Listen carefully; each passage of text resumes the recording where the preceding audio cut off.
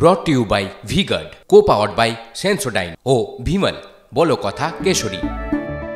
Associate sponsor Ultratech Cement। এই মুহূর্তে আরো একটা বড় খবর আসছে, আপনাদেরকে জানিয়ে রাখি, আরামবাগে তেলুয়াতে আক্রান্ত তৃণমূল। দুই তৃণমূল কর্মীকে মারধরের অভিযোগ বিজেপির বিরুদ্ধে। কি ঘটেছিল এক্স্যাক্টলি ঘটনা জানাবেন আমাদের প্রতিনিধি তন্ময় আমাদের সঙ্গে রয়েছেন। তন্ময়, দেখো, তনিষ্ঠা, যখন তৃণমূল কর্মীরা পার্টি অফিস থেকে বেরিয়ে যখন আসছিল, বাড়ির উদ্দেশ্যে আসছিল, তখন অভিযোগ বিজেপি আশ্রিত দুষ্কৃতীরা তাদের মারধর করে। এই মুহূর্তে তাদের আরামবাগ মেডিকেল কলেজ হাসপাতালে ভর্তি করা হয়েছে, তাদের চিকিৎসা চলছে। অন্যদিকে বিজেপি এই অভিযোগ পুরোপুরি অস্বীকার করেছে। তনিষ্ঠা, বেশ, ধন্যবাদ। দেখুন, বিভিন্ন কেন্দ্র থেকে আমাদের নজর রয়েছে এবং বিভিন্ন জায়গা থেকে অসাধারণ কিছু খবরও রয়েছে। তবে ব্যারাকপুরের দিকে এবার নজর রাখা যাক। সেখানেও হেভিওয়েট কেন্দ্র। ব্যারাকপুর থেকে আমাদের প্রতিনিধি সিজার মন্ডল আমাদের সঙ্গে রয়েছেন সরাসরি। সিজার, ব্যারাকপুর থেকে এর আগে 2019-এ অর্জুন সিং যখন প্রার্থী হন বিজেপির তরফ থেকে, তখন তিনি সেখানে থেকে যেতেন। তারপরে তো এই 5 বছরে অনেক গঙ্গা দিয়ে জল বয়ে গেছে। তিনি ফুল বদল করেন, ফের বদল করে তিনি বিজেপিতেই আবার ফিরে এসেছেন।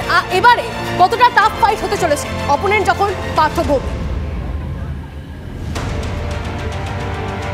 দেখো, অবশ্যই, কারণ ব্যারাকপুর শিল্পাঞ্চলের এই নির্বাচন, এবারের নির্বাচনের যে কটা কেন্দ্রের নির্বাচন হচ্ছে অর্থাৎ পঞ্চম দফায়, তার মধ্যে অন্যতম আকর্ষণের কেন্দ্রবিন্দু। তার কারণ একদিকে রয়েছেন পার্থভৌমিক, অন্যদিকে এখানকার ভেটারেন পলিটিশিয়ান হিসেবে পরিচিত অর্জুন সিং। এবং সেই জায়গায় দাঁড়িয়ে যত দক্ষিণবঙ্গের দিকে নির্বাচন এগিয়ে আসছে, ততই কিন্তু আমরা দেখছি উত্তেজনা এবং অশান্তির আঁচ বাড়ছে। সেটা কিন্তু আজকে সকাল থেকেই অব্যাহত।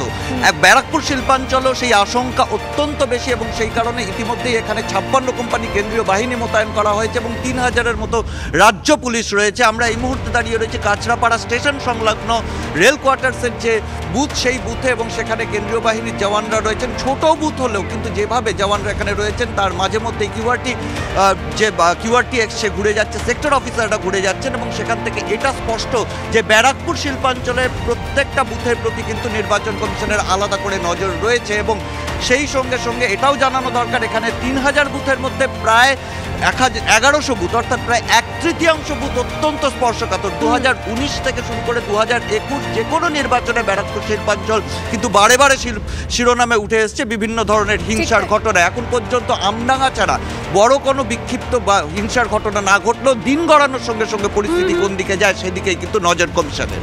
সার্বিকভাবে সেখানে কি হয়, পরিস্থিতি বেলা গড়ানোর সঙ্গে সঙ্গে ছবিটা কতটা বদলায়, সিজার অবশ্যই আমাদের নজর থাকবে। এর পাশাপাশি ব্যারাকপুর শিল্পাঞ্চল থেকে সেখান থেকে আরো এক প্রতিনিধি আমাদের সঙ্গে রয়েছেন আমাদের প্রতিনিধি সুপ্রিয়, তার কাছে যাব।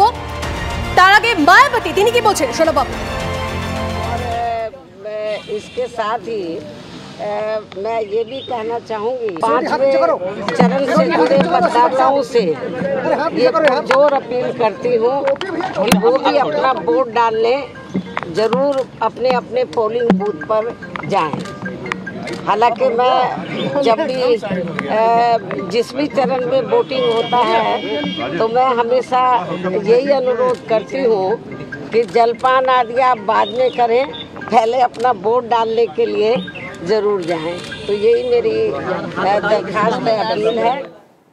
মায়াবতী কি বলছিলেন শোনাচ্ছিলাম আপনাদের। ফের ব্যারাকপুরের দিকে নজর রাখবো। আমাদের প্রতিনিধি আমাদের সঙ্গে রয়েছেন সুপ্রিয় দেবদূত ঘোষ, সেখানে বামেদের তরফ থেকে প্রার্থী হয়েছে। সেখানে আমরা দেখছি যে অলরেডি অর্জুন সিং এবং পার্থভৌমিক তারাও প্রার্থী রয়েছেন বিজেপি এবং তৃণমূলের তরফ থেকে। সেখানে টক্কর কতটা জোরদার হতে চলেছে, বামেরা কি ভাবছে? দেখো, ব্যারাকপুর এই শিল্পাঞ্চল বা ব্যারাকপুর লোকসভা কেন্দ্র, এটা কিন্তু এই পঞ্চম দফার নির্বাচনের মধ্যে একটি অন্যতম নজর কাড়া কেন্দ্র। তা বলার অপেক্ষা রাখে না। আমার সহকর্মী সিজারও কিন্তু সেই রাজনৈতিক সমীকরণটা তুলে ধরার চেষ্টা করলো। কিন্তু কমিশনের কাছে যেটা সবথেকে বড় চ্যালেঞ্জ, যে এই পঞ্চম দফাতে ব্যারাকপুর লোকসভা নির্বাচনে বা ব্যারাকপুর কেন্দ্রে হিংসার ঘটনা যাতে যতটা সম্ভব এড়ানো যায় বা অশান্তি এড়িয়ে সুষ্ঠু এবং অবাধভাবে যাতে শান্তিপূর্ণ নির্বাচন করা যায়। আর সেই জায়গা থেকে এবারের এই নির্বাচনে বামেরা কিন্তু এই ব্যারাকপুর লোকসভা কেন্দ্রে যে একটা বড় ফ্যাক্টর, তা বলার অপেক্ষা রাখে না। তার কারণ অভিনেতা দেবদূত ঘোষ, তিনি এই লোকসভা কেন্দ্র থেকে বাম কংগ্রেস জোটের যে প্রার্থী, সেই প্রার্থী হিসাবে মনোনীত। এবং আজকের এই নির্বাচনে এখন দেখার যে বেলা যত গড়ায় তত কোন দিকে যায়। আমাদের নজর থাকবে সুপ্রিয়, নজর থাকবে তোমারও। প্রত্যেক মুহূর্তের আপডেট নেব তোমার থেকে। Brought to you by V-Guard, co-powered by Sensodyne O Bhimal, বলো কথা কেশরী।